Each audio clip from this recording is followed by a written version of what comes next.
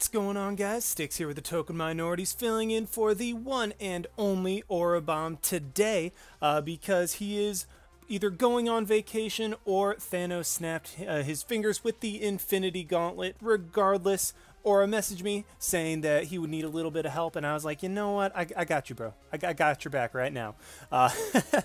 But he told me that he wanted me to do some legacy content for you guys, and I decided that instead of just a deck, I am just going to hop right on the legacy ladder with a couple of the more powerful and prevalent decks that you will see I'm planning to do. At the very least, Celebi Prime and Genesect, as well as Landorus, Mewtwo, Garbodor, and then if we have time, I'll try to do maybe one or two more games. But yeah, that's what I'm going to do. I'm very excited to be here with you guys, filming a video for Aurabomb. If you are interested and enjoy this type of content, please feel free to check me out. Otherwise, if you have not subbed to my boy Aurabomb, I don't know what you're doing watching his videos without subbing, but you better click that button. He's an excellent content creator. I totally quote-unquote borrow deck lists from him from time to time, so awesome content creator, great guy. Definitely sub to him if you have not done so already. But yeah, without further ado, let's just go ahead and start finding some legacy games. I'm going to pause in between just because the legacy ladder has been fickle, although it has been a little bit more alive recently, so crossing my fingers, and let's just go ahead and do this. Alrighty, we have found one against Takashi with a, what was that, like a Grass, Psychic, Dragon, and Fighting deck. So yeah, I have absolutely no idea what my opponent is running, but we will definitely find out. That's what I like about the Legacy format. There are so many different types of decks that you can run into. That just makes it a ton of fun. And okay, so I start off with some stuff that I can definitely work with. I mean, I have the Sky Arrow Bridge that I can play down for the free retreat. I have the Dual Ball to search for like a Celebi or something like that. And my opponent does just have a Duskull. Oh, and wait. This is a... Oh, I know exactly what this is. This is a Flygon, Dusknoir, and Excelgor deck. That is awesome. But what I'm going to do, because I top decked into the Juniper, is go ahead and grab a Celebi, as my opponent didn't get anything going turn one. So they either have the Rare Candy into Dusknoir in their hand, or they legitimately just don't have anything. I'm kind of hoping for the former, as that would make it a much more interesting game. As, I mean, I don't want to just win cheap games in the Legacy format. I really like playing these out, having really good games, whether I win or lose. I mean, obviously I prefer to win, because, I mean, let's be real, who doesn't? But I have a ton of fun in the Legacy format, and I'm really hoping that I can show you guys some good games today. But for the time being, as I will not be able to pull off a turn one attack, actually, no, I couldn't even have, because I needed a switch. But yeah, let's just go ahead, Forest Breath onto the Genesect and call it a turn right there. I'm going to play down the other Genesect just because. And my opponent has a whole lot of nothing, and yeah, they just scooped. Ah, man, I was actually really looking forward to see how the interaction would have gone. I think we would have been able to win relatively easily, just because deck and cover with Excelgor would not be able to paralyze and poison me due to Virizion, so I'd want to prioritize getting that thing out relatively quickly. But either way, my opponent did just end up scooping, so that was not a good first game. It was actually very promising because it was against a deck with somebody who knew what they were doing and not just throwing random cards together. So unfortunate, but let's go ahead and try to find another one with Celebi Prime and Genesect. Alrighty, we have found another one against Dark Aqua with a not water, it was the only starter type that it wasn't, with a Fire and Grass deck, and this could actually be very tricky if it's like a fire-centric deck, just because, I mean, obviously, weakness. Luckily, we do win the coin flip, so we will be able to go first, and I do not start with a Celebi Prime, unfortunately, so I'm just going to start with the Virizion, and I obviously have a Genesect, so I'm going to play that right down. And it's a matter of, okay, so I have the Skyla and the Juniper in my hand to start with. Do I want to just try to Skyla for an energy search, play the energy onto Virizion, and then just Junk Arm for the energy search back again next turn to get another energy? So, I mean, it's basically like, do I want to just play it ridiculously safe, or do I want to just Juniper for a fresh hand? I get a Plasma Energy, which really doesn't help all that much. Snivy has 60 HP.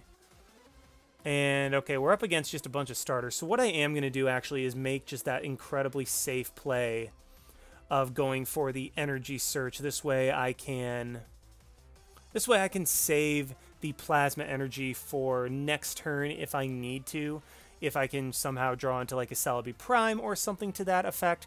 But yeah, let's just get an energy onto the Virizion, hold on to my Junk Arm and my plasma energy for next turn if I need it. I mean, odds are I'm just going to end up Junk Arming for the energy search once again to get another energy, play that onto Virizion, and then Juniper away my hand, and then attack with Emerald Slash in order to get a couple energy onto the Genesect, but otherwise I'm not sure. My opponent is going to play Pokedex, and what Pokedex does is it just lets you rearrange the top 5 cards of your deck in any order. It's basically a stronger single Puzzle of Time. Now, I don't want to say it's a stronger Puzzle of Time, because Double Puzzle lets you get 2 cards from your discard pile. That is insanely good. A single Puzzle of Time just is the 3-card thing. So, yeah, Pokedex is a stronger single Puzzle of Time, but that being said, it's still not something that is used in the Legacy format. So what we are up against is, clearly just kind of a hodgepodge. And I mean, okay, I don't want you guys thinking that I'm like disrespecting my opponent or anything like that, just because I encourage you guys to jump into the Legacy format no matter what you guys have. I mean, really, just whatever decks you guys have in the Legacy format, please jump in. It is a really fun format, and the more people that play it, the more fun it is for everybody. But just the fact that my opponent played Pokedex into Silent tells me that my opponent is probably not the most experienced in the world, just because, I mean, you play the Pokedex just to play a card that shuffles your deck, so essentially that Pokedex was useless. So I do get the energy onto my Virizion, and the question is, do I want to just save the plasma energy for next turn? Because what I can do is just Emerald Slash and then attach the plasma energy next turn for the KO. But I think, whatever. Let's just do this. Let's just get a fresh hand. I mean, there would have been some point, so like I can understand, like, I don't know, like I can agree with if I hadn't done that, but at the same time, I mean, why just intentionally play yourself slow if I do have, I mean, I have all 4 plasma energy in the deck like I saw, so I knew that my odds of drawing into them in one of the next couple turns was very high. So yeah, I'm just going to be able to Emerald Slash, hit the Snivy for 50 damage, power up the Genesect, and then what I can do this coming turn is attach the plasma energy to my Genesect, bring up the Torchic or the Tepig. I'm going to bring up the Torchic now because that's who we attach the energy to. And my opponent is continually trying to paralyze and gaze, but Verdant Wind will not allow that. So let's just go ahead and Dual Ball. I do get 2 heads out of that, so that's pretty cool. Let's grab a Genesect and another Celebi Prime, just because, I mean, might as well get a couple of them down. That way, if for some reason my opponent's able to get, or not for some reason, if somehow my opponent's able to get an Emboar or a Blaziken, but it really doesn't matter about the Blaziken at this point, because what I will be able to do, like I said, is just attach the Plasma Energy Red Signal up the Torchic, and then Megalo Cannon, knock out the Torchic, and the remaining HP on the Snivy, to where we take 2 knockouts. And I actually really haven't been able to do what this deck is most known for, and that is just promote Celebi Prime early and then just kind of explode. In the first game, really didn't get to do a whole lot of that because my opponent scooped early, and then in this game, I've actually just been attacking with Virizion, which is normally something that you don't do in this deck. I mean, Virizion is more there for the Verdant Wind, just not being able to be statused or anything like that, but it also is there for the energy acceleration from the deck, which I showed that you definitely can do, and is not something that's like a wasted attachment. It can still attack, it can still do good things for this deck. My opponent is going to go ahead and grab the Emboar, so we do see the rare candy into Emboar more than likely, which I will have the G booster for, so I'll be able to take the one-hit knockout regardless. And okay, looks like my opponent did not have the rare candy, so we're actually just going to be able to knock him out. I am going to attach the G-Booster for style points, get rid of both the grass energy. You never want to actually do that.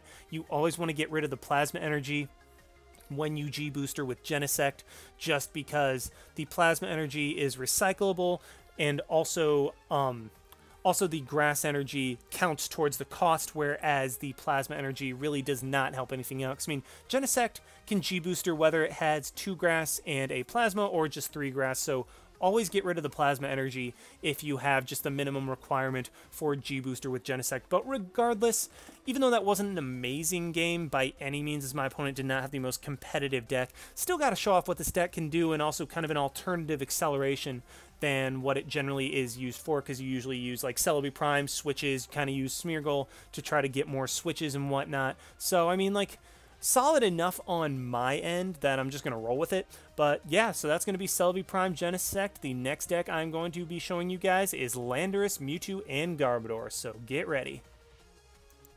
Alrighty, we have found another one against Apollo 2983 with a Fire, Water, and Metal deck. So that's actually very interesting. I'm really wondering what deck my opponent is running.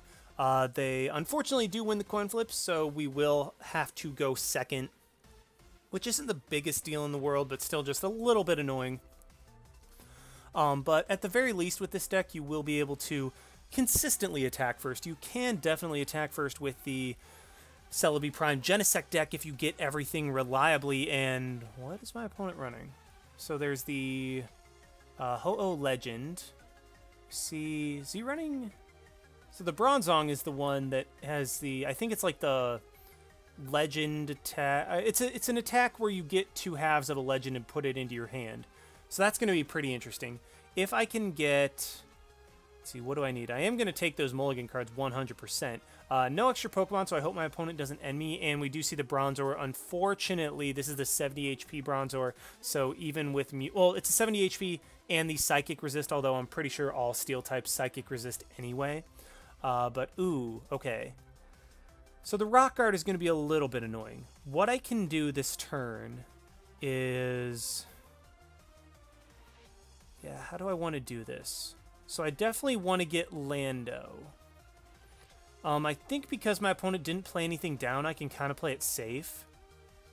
I want to grab the Mewtwo 100% as well, because that's going to be very nice for taking out Ho-Oh, as its attack is very costly. So let's go ahead and get rid of the Junk Arm and the Oak to grab, okay, I could grab a Fighting Energy, but I think I just want a Float Stone. I could have gone the safer, I could have gone like the risky route and then gone for the Tool Scrapper to get rid of the Rock Art and then just hope that I draw into the Float Stone and the Fighting Energy. But I decided, you know what, I'm just going to go ahead and grab the Float Stone. It's the one that I'm less likely to draw into, and plus, even if I don't draw into the Fighting Energy, if I draw into a DCE. So basically the Float Stone was the one thing that I was less likely to draw into that would have gotten me an attack off this turn, and I am 1 card short, so I'm going to be getting rid of 2 Junk Arms this turn, which is unfortunate, but not the end of the world. I get the Fighting Energy, so I will just be able to go into my Lando, and yeah, Rock Guard is going to hurt.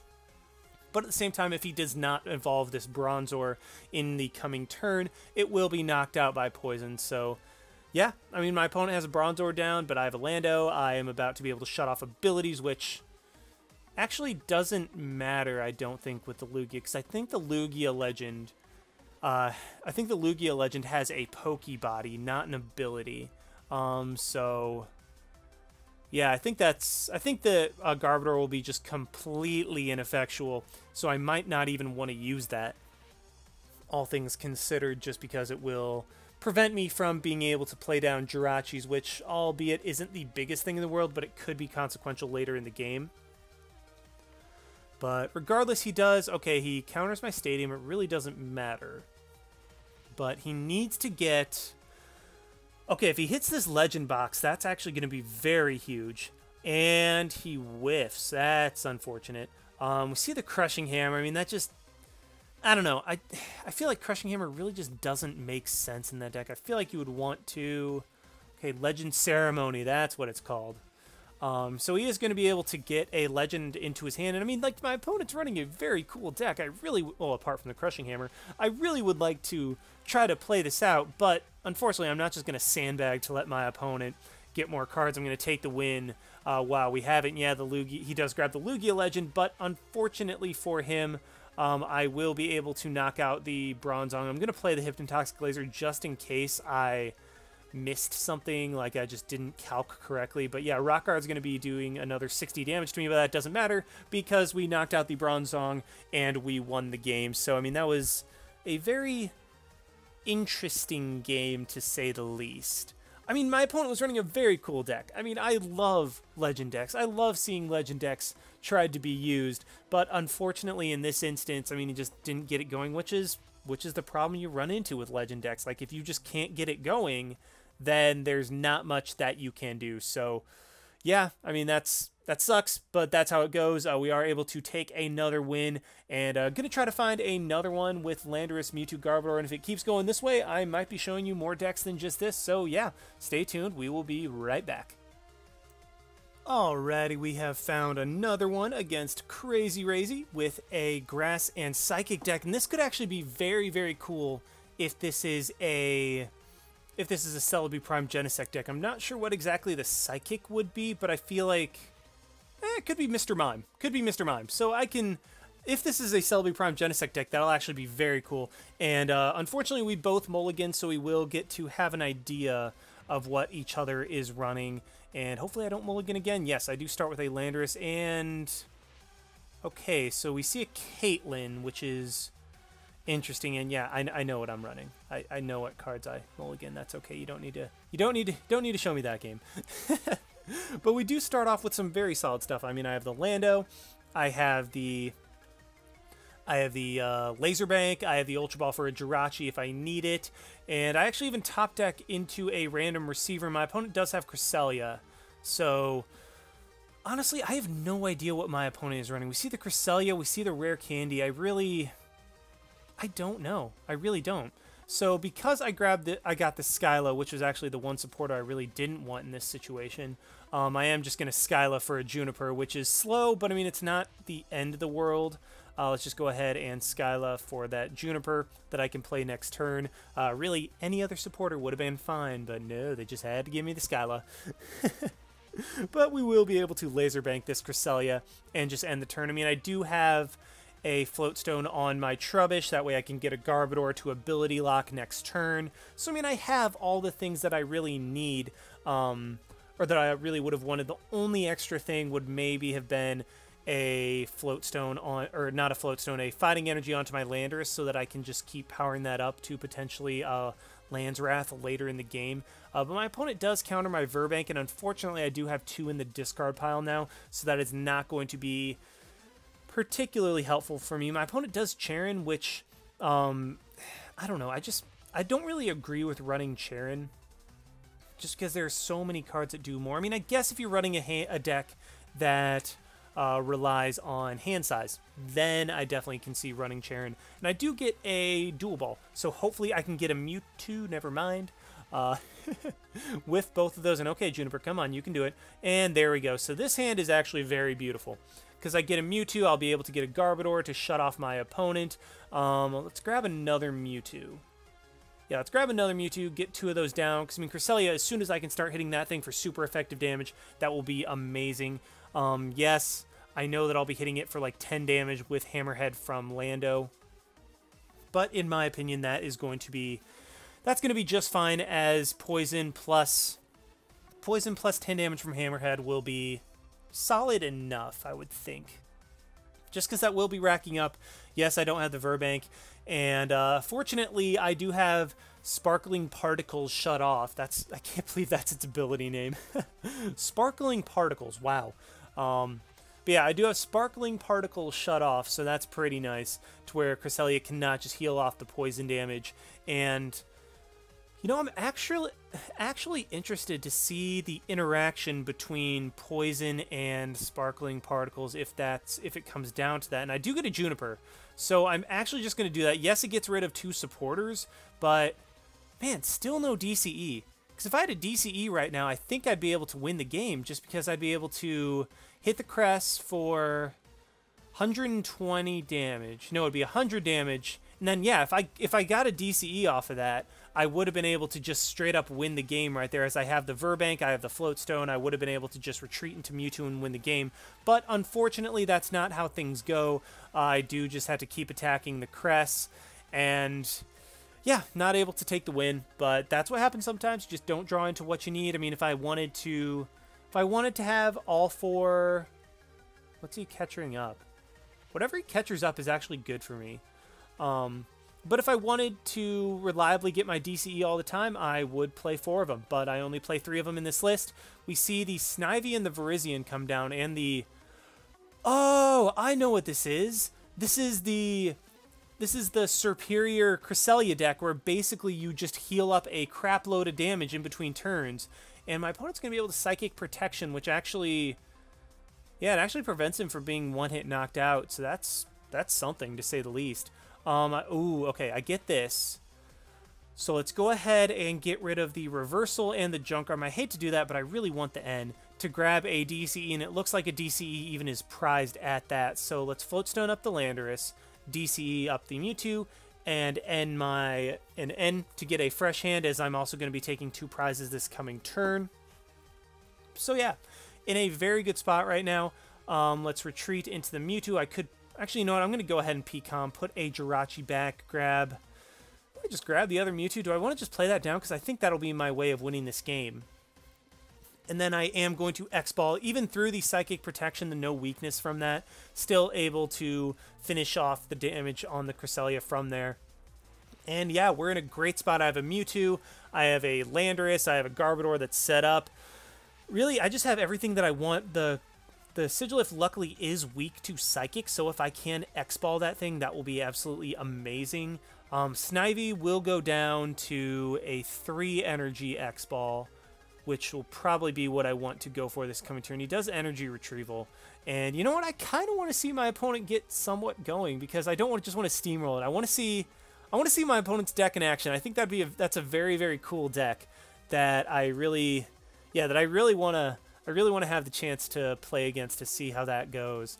My opponent does Ultra Ball, grabs another Cresselia. That is fine. Honestly, the second I'm able to get like Mewtwo more powered up, and if I can reversal up that Cresselia, then I will be able to just one-shot that thing if I get enough energy on Mewtwo with X-Ball. He's going to switch. What's he going to switch into? Going to switch into Sigilyph. That's fine with me, as I will be able to knock that thing out. Yeah, Sigilyph is fine, as I will be able to knock that thing out in one shot, not have to worry about any like safeguard shenanigans. Another Snivy does come down, so please just let me knock out the Sigilyph. I really would like to. Cresselia I can take care of when I need to, but just let me knock out the Sigilyph. That way I don't have to worry about any safeguard shenanigans, and I can just go about my day. Dang it. My opponent makes the smart play, unfortunately. Man, who actually makes a smart play anymore? And plays down a Nincada as well. That's interesting. So what I'm going to do is... Do I want to play down the Lando? Yeah, let's play down the Lando, because I think bench sniping might actually be helpful. And then just play down the Mewtwo so that I can have those on the field. That way I don't draw into them. If I get N later, let's just X-Ball knock out the Snivy, draw into Juniper. Man, I do not want to get rid of these Float Stones. I want to keep these in my hand. If I could get like an Oak's New Theory, although I'm pretty sure I Junipered away all my Oak's New Theories earlier. But if I could get a way to get these back into the deck, then I would absolutely love that, as that would be a great way to just keep my Float Stones. Because my opponent, okay, in this position, my opponent would not be playing it out if they didn't have a Tool Scrapper and knew that as soon as they got a Tool Scrapper, they can make one big play. That is why I'm holding on to these Float Stones, because, I mean, at this point, usually my opponents just scoop. Like, if the matchup they think is unwinnable at this point, they would just scoop. So my opponent clearly has a plan. My opponent clearly knows that there is one big play that they can go for, which would potentially just bring them all the way back in this game. Because, I mean, I have to say, if my opponent is able to Tool Scrapper away Garbodor and also, like, take a knockout on a Mewtwo and also end me in the same turn, that would be absolutely huge. Like, that might just straight up win them the game at that point. So, yeah, I mean, that's why I'm holding on to these Float Stones. I know my opponent is going to be going for that type of Tool Scrapper end play, so I really want to hold on to these Float Stones so that I can just Garbodor my opponent later. that I can just, reactivate Garbotox. And let's just dual ball, see what's left. Okay, I do have a couple Professor Oak's New Theory, so if I can get that, that would be ideal. Kind of regretting playing the Jirachi down as, or not playing the Jirachi down. Kind of regret playing that last Mewtwo down because it really doesn't do anything for me at this point. Like, that's just a bench spot that if my opponent manages to take out Garbodor. Oh, and also that's another spot that I could have played down a Trubbish. And yep, there's a Tool Scrapper play. Do we see the N? If my opponent ends me, then that is a phenomenal play. And we are in a very bad spot. Definitely, there's the N. So yeah, 1000% regretting my play of playing down that last Mewtwo, because now if I draw into another Jirachi like I did, I do not have access to being able to play that onto the bench to just Jirachi my way out of this situation. So Sigilyph is now online. The reason I did not attack with Mewtwo is because all my opponent needed was a DCE to knock out my Mewtwo with Sigilyph, and I really did not want that. I would prefer to have Mewtwo for later in the game. So I made a seemingly suboptimal play, but I think I still should be okay. So Ninjask is... actually, I think I'll be able to get the knockout on this.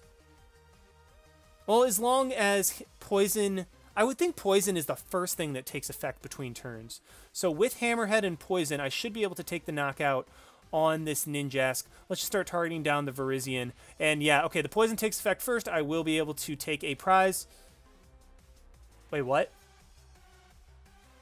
Huh? Somebody wanna fill me in on that? Is that a glitch? Because we both saw that the Ninjask was knocked out by Poison, but then it was unknocked out by Superior's ability. What the heck? Oh man, that's interesting. That's something, all right. And yeah, the fact that I played down that extra Mewtwo is just destroying me at this point, because what I could have had is I could have had that spot open for Trubbish earlier. Now that my opponent does knock out this Garbodor, I could have been able to play down the Jirachi and have the Trubbish available. So what I'm going to do is just promote the Landorus. I will be able to knock out the Ninjask this coming turn, and hopefully my opponent will just knock out my Landorus. So let's play down the Trubbish. I think energy up the Landorus so that I have a Land's Wrath available if I need to. And then let's just Hammerhead finally take out this Ninjask. But that was weird. That was really weird. I don't think I've ever come across that. And for the people that play IRL, what takes effect first? Does Poison take effect first, or would Superior's Royal Heal take effect first? Because, okay, first of all, if Ninjask was knocked out by Poison and it got like revived by Royal Heal, that's a glitch 100%. I think, like, there is no way that a card can be knocked out and then unknocked out. I mean, that's just not how that works. However, I do think, okay, so yeah, Psychic is going to be able to take me out. However, if Royal Heal by the rules is able to